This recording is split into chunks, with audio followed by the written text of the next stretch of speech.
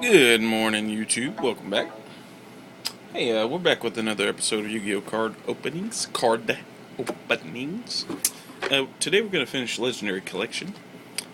Yu-Gi-Oh! Legendary Collection. And yeah, we had started on this a couple parts ago, but we're going to go ahead and finish knocking it out. Let's see. There you go. Awesome game board. And let's see. I think last time we were in the middle of... let me see if I got this set up here. Stabilized. I'm stabilized and I will be struck by you. Yeah, I want to make me do all these things to you. I'm paralyzed and I will be struck by you. Sorry guys. As usual, gotta fix the video in the middle of the video. As you guys can tell, I'm more of the laid back, LPer or YouTuber. Is that gonna work? Almost. Okay. There we go. I think I got it now, bud. Heck yeah. Oh! Almost, Josh. Almost done. There we go. Now that looks pretty cool, huh? Yeah, buddy. Alright. Now, let's see. The packs we have left are Pharaoh Servants and Blue Eyes White Dragon, Legendary with Blue Eyes White Dragon. And I think we had the first 3 OG packs left. And I think we were on the Metal Raiders pack, so I'll go ahead and start on that. We have Stim Pack. Classic, censored card. I think I may have went over some of these, but it's okay. We're continuing the next part. Winged Dragon, Guardian of the Fortress. Pumpkin! Oh yeah, I remember because I got this and I was like, pump it up. Well, that's okay. Some of you may have kind of skipped in between parts. So, Bicotti Box. Oh yeah, I think this is the card I ended on because I remember saying it's still one of the cards I'm scared of to this day. I mean, look at that thing. That is just creepy, man. And our next card is Hoshiningen for our rare. Still pretty usable, pretty good. So, all right. And next card is Destroyer Golem, or is it Golem? I like Golem. Next card, we've got a Trent, looking like one of those trees off of Lord of the Rings. Yeah, believed to be immortal. And we got a Dragon Piper.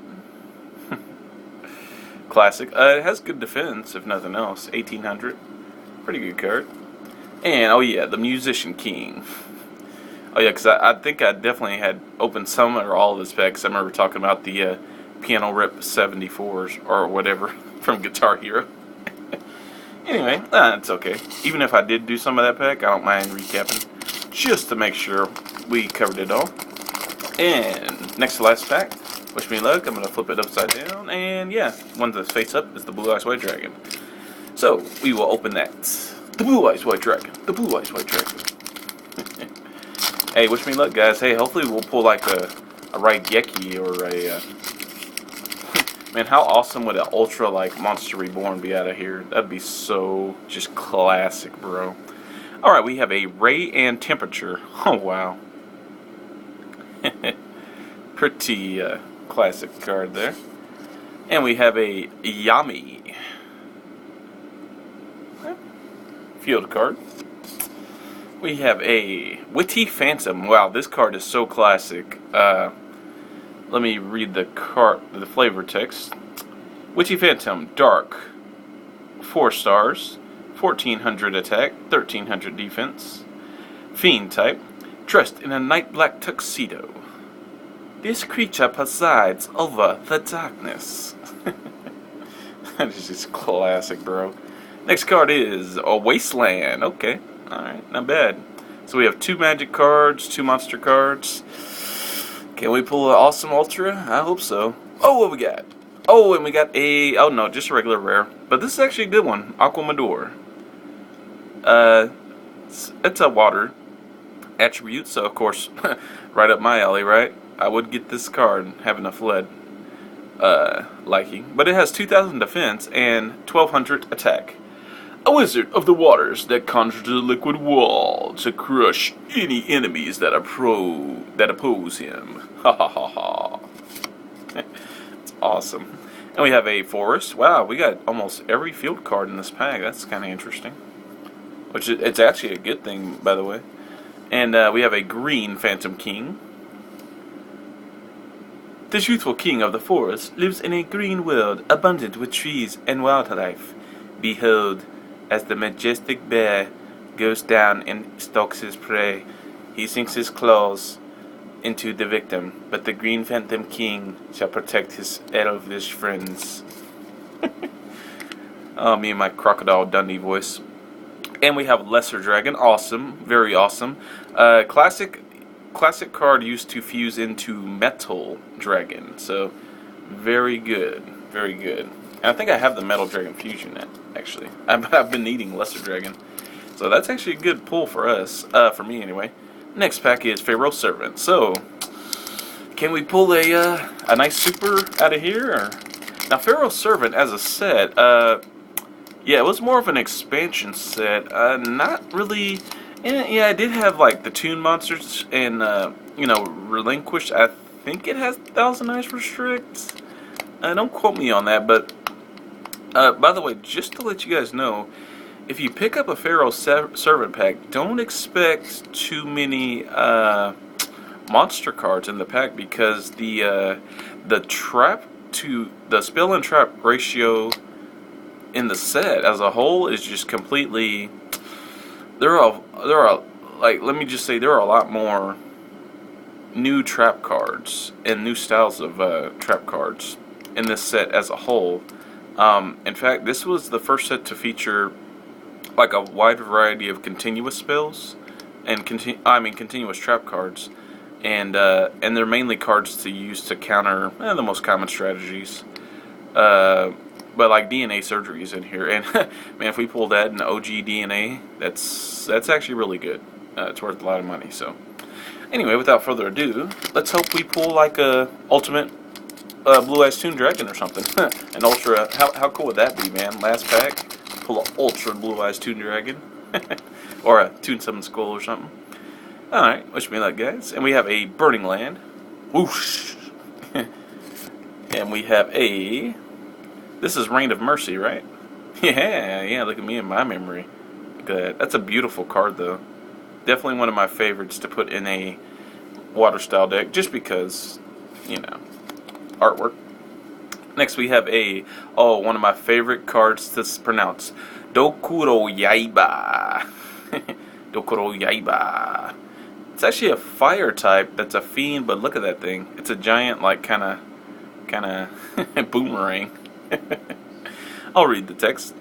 3 stars, fire type, fiend type, fire attribute, 1000 attack, 400 defense, a boomerang with brains that will pursue a target until the ends of the earth and then return to its master.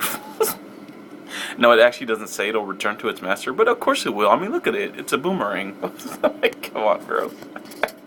Oh, okay. This is one of the cards I was talking about. Yeah, Light of Intervention. This was a good early continuous counter to Flip Effects, which were, believe me, abundant as I don't know what in Metal Raiders. Let me just think of some of the good ones. Oh, I don't know. Penguin Soldier, Magician of Faith, Man-Eater Bug, even some of the later sets, Cyber Jar, Fiber Jar, Morphing Jar. This was a very good counter to... Because some people would run a deck-out deck with Morphing Jar. Because, I mean, back then, you wouldn't know you were allowed anything. So people would run 3 Morphing Jars, like 3 Morphing Jar number 2s, 3 Cyber Jars, and just try to flip you out. 3 Penguin Soldiers, 3 Magician of Faith. And, yeah, they would just try to annoy you. Well, this was a good kind of counter for that type of deck. So... Anyway, because it makes all monsters have to be played face up. Which means, yeah, Flip Effects aren't going to work, so... Next card, and we have a rare. Is this Appropriate? I think it is. Yes. So there we go. Actually, even today, this is still a really good card. And let me explain what it does. It's a continuous trap, and it says activate only after your opponent draws a card outside of the draw phase. Okay. Which happens a lot. Then, after that, each time your opponent draws a card or cards outside of the draw phase, you get to draw 2 cards. So yeah, this is a really, really good card. For the sole fact that, well, every deck I can think of, yeah, the most professional players will have about 5 different cards that let them draw additional cards. And hey, the other thing about appropriate is you can actually include cards in your deck that make both players draw cards. Oh, for example, let me think. Card destruction. You could also use like the Bistro Butcher, or Chainsaw Insect, because you see those cards make your opponent draw. You know what I mean? So, and then you could still chain this card's effect. You could also include some other cards. Disturbance Strategy, really good card. It forces your opponent to shuffle their hand into their deck and then redraw the same number of cards. And obviously that's a good thing if you're using appropriate, because I mean they're not gaining anything. You know, you're shuffling, and in fact you might actually disturb their strategy. So there you go. And of course there's a bunch of other cards that my favorite way to use appropriate, is with like Dark World Dealings, or like, well, cards that make both players draw just 1 card. You know, and there are many cards out there like that. Yeah, anyway. That's appropriate. Really good card even today. Yeah. Pretty good. Anyway, moving on. We got what do we got? Oh, Invitation to a Dark Sleep. Next card. We have the All-Seeing White Tiger. And we got, what else? Infinite Dismissal, good trap card. What this does is, it countered this actually kind of countered one of the very, very early strategies of, because I remember the Gravity Bind strategy. This is what this countered early on. Some people back in the day would run Gravity Bind, and of course they still do today. It's different today because all the level 3s and under that you can run with the Gravity Bind deck, they can now use effects and stuff. Well, back in the day, they didn't have that. So what people would do was kind of the same strategy I was mentioning earlier with the flip effects and, the different kind of chains. But what they would do is have Gravity Bind out and have all these, like, effect monsters, flips or whatever else.